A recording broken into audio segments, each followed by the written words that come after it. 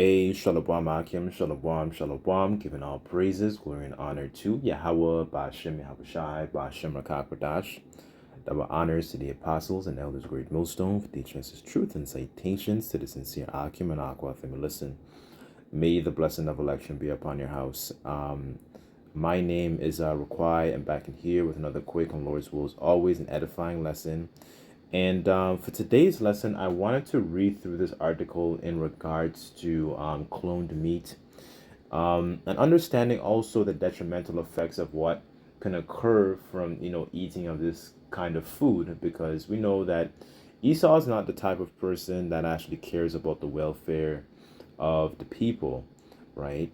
And they hoard a lot of these good foods to themselves, and they allow you people to basically eat of this perverse nonsense, right? So, and this is not anything new, but I also kind of wanted to get an understanding of how certain sacrifices were done during the ancient times, under that Levitical priesthood, right? How were things were how did the Lord want us to be able to offer certain sacrifices during back that time? Of course, we're not under that same priesthood where we offer animal sacrifice, but the point I kind of wanted to get an understanding of, like, how were things back then, and understanding also why the Lord's ways is higher than our ways, right?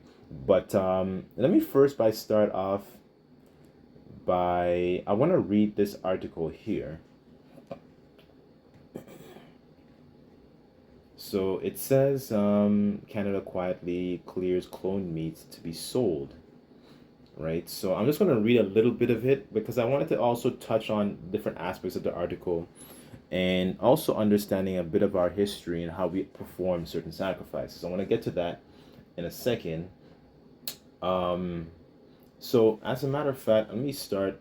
I'll read this here. This is Ezekiel chapter 4, verse 13, and it says, "And the Lord said, even thus the children of Israel eat their bread defiled amongst the Gentiles, whither I will drive them." So we're in a situation where, we're eating food that's essentially defiled, right? We're eating this food, and this is part of our curses, our punishment, because we would have to go to our enemies for the want of all things, because as much as our people like to think that they can establish different businesses and so on and so forth, what we really neglected was our power. We really neglected our wisdom, that comes from being abiding with our power, right? And the scriptures say that because thou hast rejected knowledge, I will also reject thee, right? So this is, when you see these things happening, this is part of a punishment, but it also shows us what the right way of actually performing these things are, and why the Lord's ways are strongly needed upon the planet Earth to make sure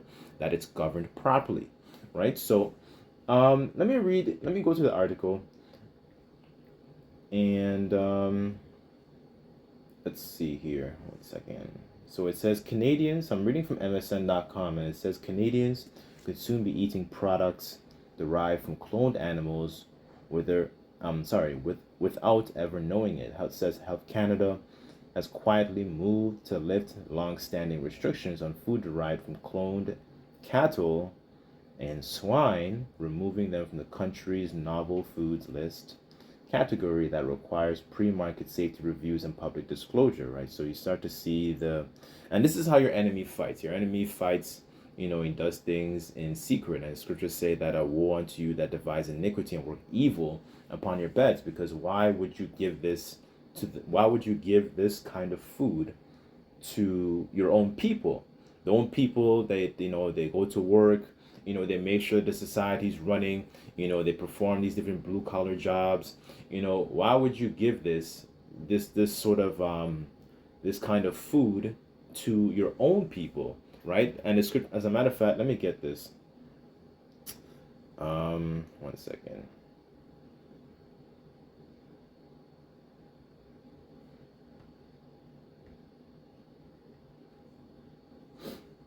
This is Sirach chapter 10, verse 3, and it says, "An unwise king destroyeth his people, but through the prudence of them which are in authority, the city shall be inhabited," right? So This is a person who is an unwise king. Like, why would you, excuse me, what is the purpose of you doing this? Because you're trying to destroy the people, and you're destroying them through different facets. This is just one area that we're tackling today.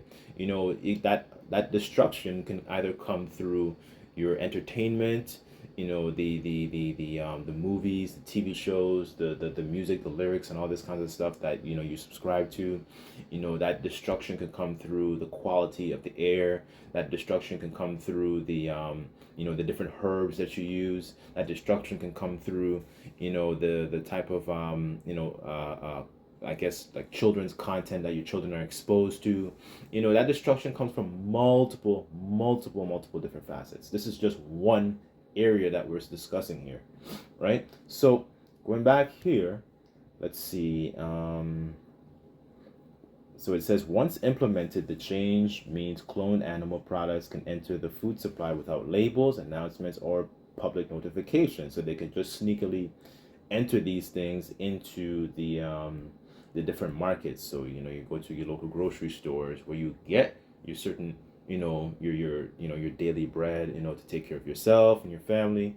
Doing these things, they can implement and this measure where, okay, the food just goes in, and you don't have any labels to be able to to discern it, right? And it says here, the shift from the policy review launched in 2023. It says Health Canada, working with the Canadian Food Inspection Agency and Agriculture and Agri-Food Canada, concluded that meat, milk, and other foods from cloned cattle and swine are compositionally indistinguishable from those conventionally bred animals. It says, this is a quote, scientific evidence indicates that food derived from clones of cattle and swine and their offspring do not present greater risk to human health, animal health, or environment. Health Canada stated in the consultation material. So they're saying that it doesn't present any sort of risk, right? And that's the same thing they said about what happened a couple years ago. Hint, hint, nudge, nudge, right? There was no risk, right? And look what happened, right? So this is the way your enemy fights. And the scriptures say, turn thou, O Jacob, that thou mayest be illuminated, right? This is your enemy here, right? You're behind enemy lines. This is the way your enemy fights. Never trust thine enemy. This is the sweet words that he's saying. Oh yes, it doesn't cause any risk or any detriment to you. But of course, there's always a cost. It may not happen right at this moment, but it might happen 6 days from now, some weeks from now, or tomorrow, right? So the point is, this is the way your enemy fights, right? Let me go. So before I go over here, I literally just typed in cloned meat disadvantages on Google, and this is what it gave me. I want to read it. It says disadvantages of cloned meat include animal welfare issues like high rates of illness, lameness. So lameness is essentially, okay, like can't it has some type of like it can't walk or something like that, like what's the word I'm looking for? Yeah, so if you think about Saul's son, I'm sorry, not Saul's son, his grandson, it wasn't Jonathan's son, Mephibosheth, right? When you go through the book of 2 Samuel, I believe, he was lame on his feet, right? So somebody lame, it's like crippled, or like there's a P word for it, like is it paraplegic?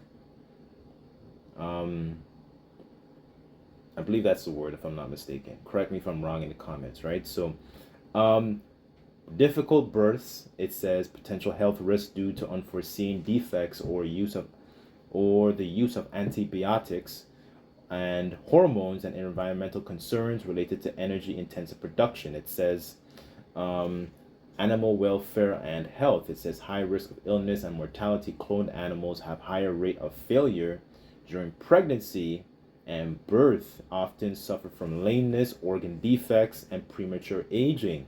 It says potential for antibiotic and hormone use. Animal with health problems may be treated with hormones, and antibiotics could end up in the food supply. It says nutrient and safety, food safety unknowns.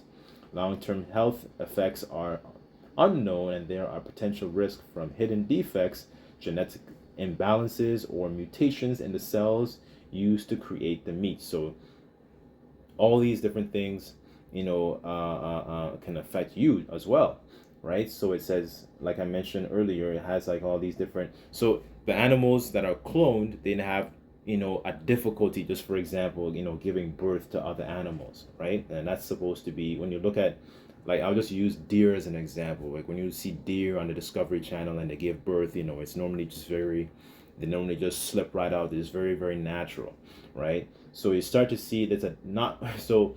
Why would you, if the animals themselves have defects, why would you allow the people to eat of those different defective animals, right? That shows more and more that Esau is what's the word I'm looking for? The soul, as the scriptures say, the soul that is within him is not upright, right? Because this is not the mentality of why would you give people of your own nation, this kind of food to eat, right? So this is just something I just Googled, right? This is not like intensive research, right? There's more here. You can just type in cloned meat disadvantages, but for the sake of time, I kind of wanted to go through certain. There's a specific offering, or that we were doing during the time of the Levitical priesthood, right? So I'm just wanting to read a little bit of it, because there were certain sacrifices that the priest would eat of.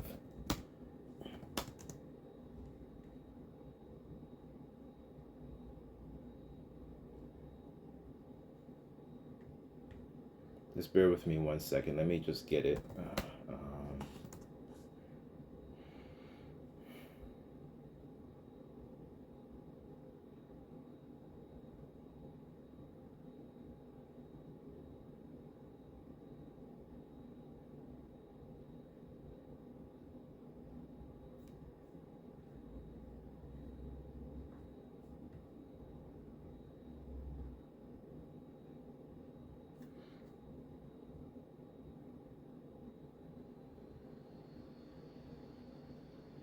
Okay, so this is Leviticus chapter 7.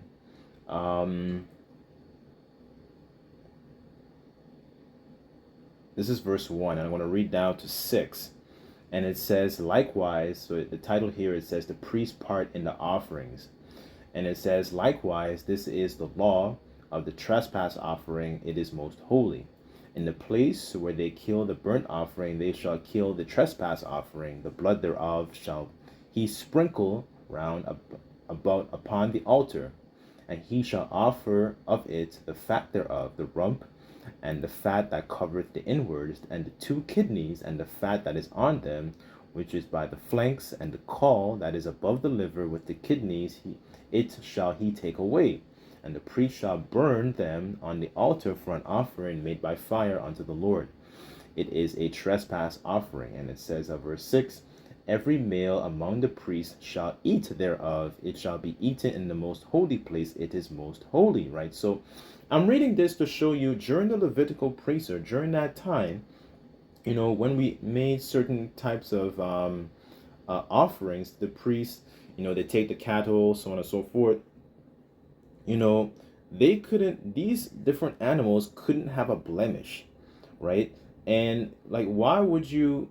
And think about it this way: if the priests and their sons and their children, they're going to eat of these particular sacrifices, why would you want to give? Like, I'm just using this to internalize.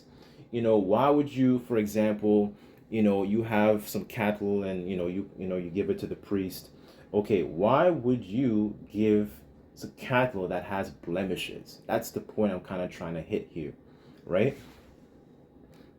As a matter of fact, I should have gone to, hold on.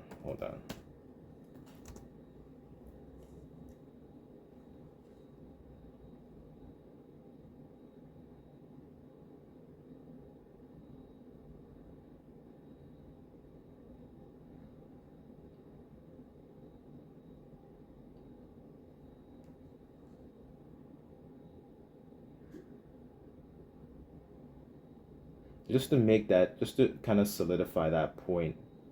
This is and then I'll go back to the 7th chapter. This is Leviticus chapter 22 in regards to like the different blemishes, because these animals that they're referring to have defects.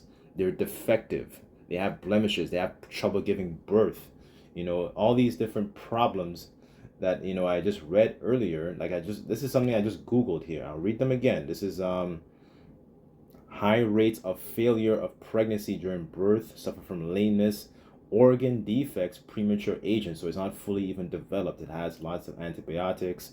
All these are examples of different blemishes, right? So let me go back to the different animals and the kind of condition that they had to be in order to be sacrificed. So I'm going to start at verse 17. So this is Leviticus chapter 22, verse 17. I'm going to read down, right? So just to show you how we had to have the animals and them, essentially the type of condition that they had to be in, right? So the title here is Flawless Animals for Sacrifice. And the Lord Yahweh spake unto Moses, saying, speak unto Aaron and his sons, and unto the children of Israel, and say unto them, whosoever he be of the house of Israel, and of the strangers of Israel, that will offer his oblation for his vows, and for all his freewill offerings, which they will offer unto the Lord for a burnt offering, ye shall offer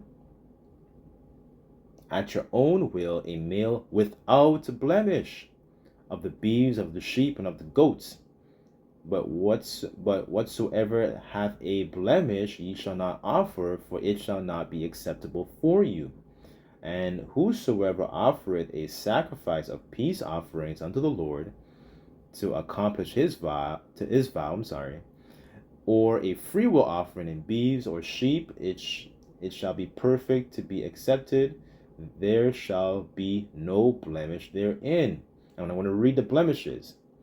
It says blind, or broken, or maimed. Let's get the word maimed in the etymology. 1 second. Let's see what that means.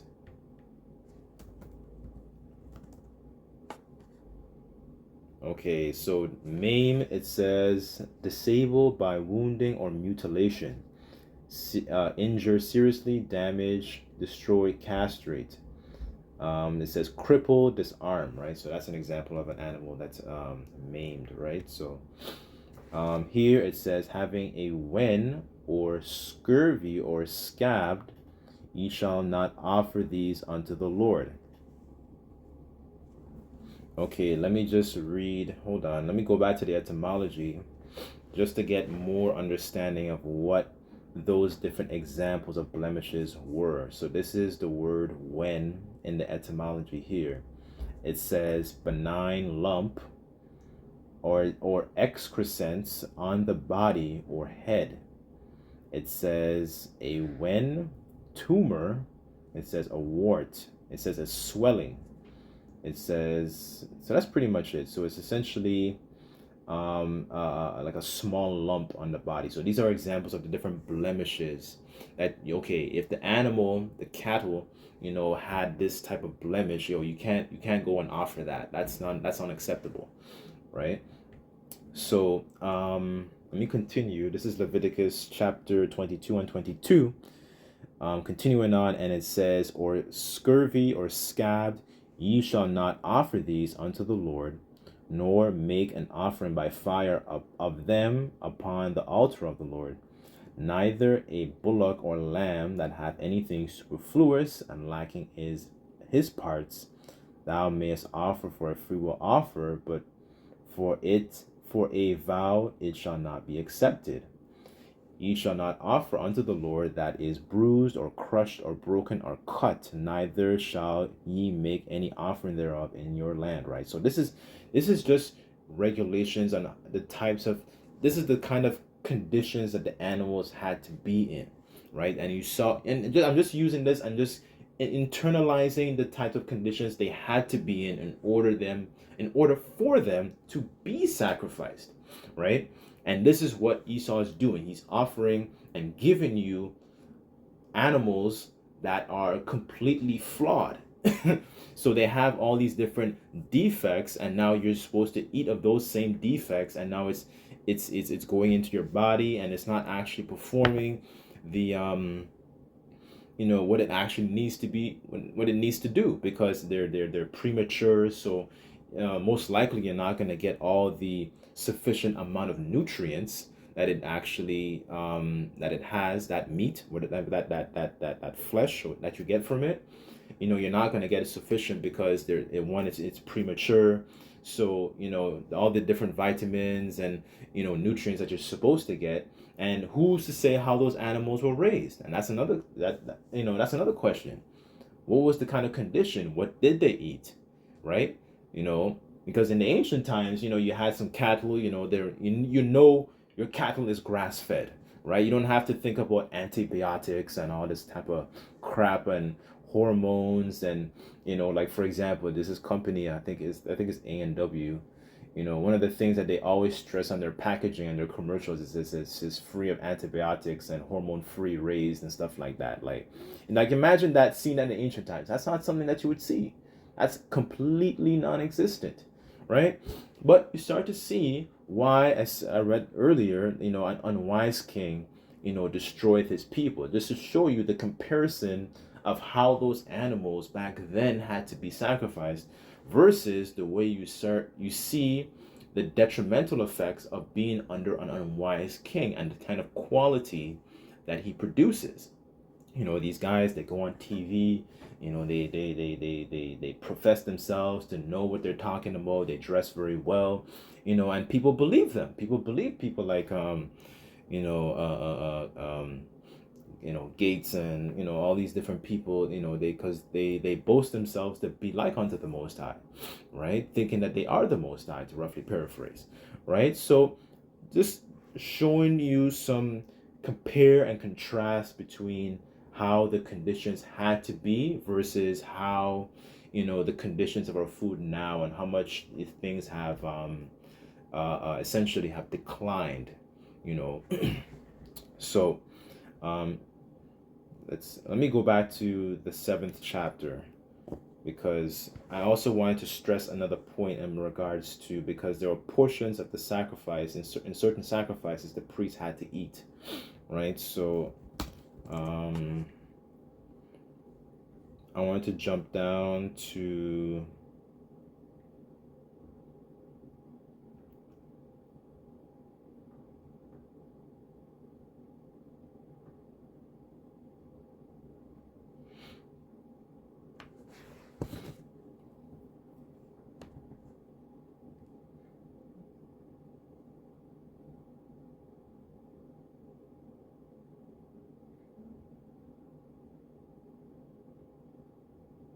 okay, so this is Leviticus chapter 20, I'm sorry, 7 verse 28.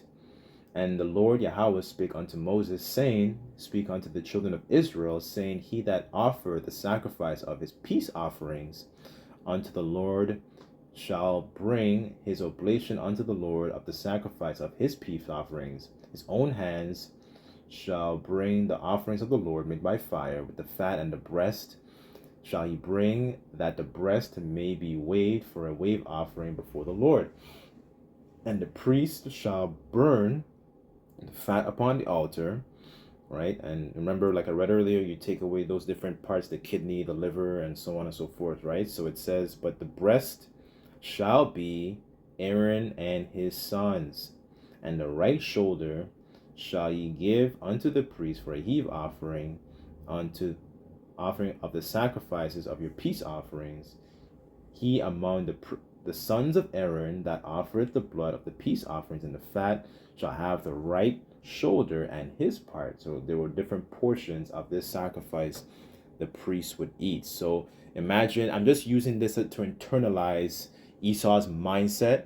If you took that same mindset back then and you were offering that to the priest, that would be unacceptable. That's the point I'm really just trying to hit here, just to show you that Esau's ways are strongly perverse, and you start to see and understand why the Lord's ways are really and truly higher than our ways, and Esau is really not somebody who is very, very intelligent, right? The scriptures say that the knowledge of wickedness is not wisdom. Why? Because you don't have any fear or any reverence towards a higher power above yourself. So let me get Isaiah 55. This is Isaiah 55, verse 8, and it says, "For my thoughts are not your thoughts, neither your ways my ways, saith the Lord. For as the heavens are higher than the earth, so are my ways higher than your ways, and my thoughts not than your thoughts." And I should say that.